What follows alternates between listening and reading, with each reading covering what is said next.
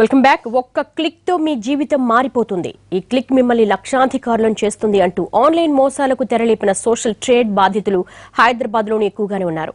ఇప్పుడు ఒక్కొక్కరుగా పోలీస్ స్టేషన్లకు వెళ్లి ఫిర్యాదులు చేస్తున్నారు. క్లిక్కులతో లక్షలు వస్తాయని ఎరవేసిన సోషల్ ట్రేడ్ యాజమాన్యం దేశవ్యాప్తంగా దాదాపు 3,700 కోట్లు వసూలు చేసింది. దాదాపు 10 లక్షల మంది బాధితులు ఉన్నారు.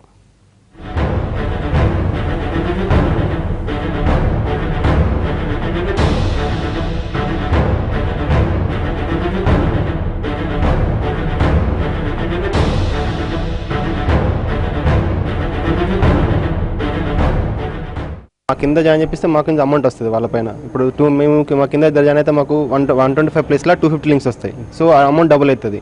సో అట్లా అనమాట. అమౌంట్ డబుల్ అవుతుంది కాబట్టి సో ఇంట్రెస్ట్ తోటి మేము ఇంకా జాయిన్ చేపిస్తాం. సో దాని తర్వాత మాకు వాళ్ళ కింద ఇంకా జాయిన్ అయితే వాళ్ళ తరపున మాకు 5,000 కమిషన్ వస్తున్నారు. ఇద్దరు కింద జాయిన్ అవుతారు కదా, దానిపైన 5,000 కమిషన్ వస్తుంది మాకు. దాంతోపాటు వాళ్ళిద్దరు జాయిన్ అయితే వాళ్ళపైన వాళ్ళకు కొంత కమిషన్ వస్తుంది, వాళ్ళు జాయిన్ చేసిన మాకు కూడా కొంత కమిషన్ వస్తుంది. సో అట్లా కమిషన్స్ కూడా క్రియేట్ అయినా చూసినాం మేము. ఫస్ట్ సోషల్ ట్రైన్ ఉండే, సోషల్ ట్రైన్ నుంచి చేసినాడు ఫ్రీ హబ్ చేసినాడు, FRI HUB ఫ్రీ హబ్ చేసినాడు. దాని తర్వాత ఏమైంది, దాంతో ఇంటిమాట్ చేసినాడు. ఇంటిమాట్ చేసిన తర్వాత ఏమైంది, మళ్ళీ ఫ్రెండ్స్ అప్ చేసినాడు. సో ఇట్లా దిశల వారిగా మాట మార్చు వచ్చినాడు. సో సెకండ్కి ఆయన అరెస్ట్ అయినాడు. నాకు కూడా నా ఫ్రెండ్స్ 6 మెంబర్ రెడీ ఉన్నారు జాయిన్ అవ్వడానికి.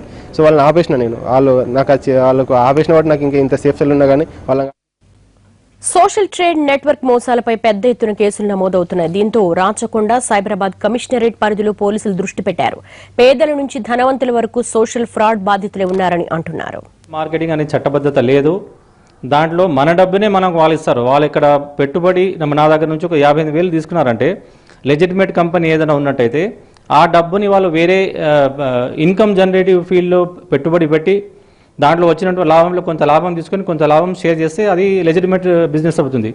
దీంట్లో వీళ్ళకు పెట్టుబడి ఏం లేదు, అంటే కంపెనీ ఎక్కడ పెట్టుబడి పెట్టట్లేదు. పబ్లిక్ నుంచి కలెక్ట్ చేసిన అమౌంట్ని కమిషన్ రూపంలో వేరే ఏజెంట్లకు చెల్లించేసి ఒక 15% తాను పెట్టుకుంటున్నారు, మిగతా వాళ్ళది పనిచేస్తున్నారు. దానివల్ల స్టార్టింగ్లో ఎవరైతే జాయిన్ అయినారో వాళ్ళు లాభపడతారు.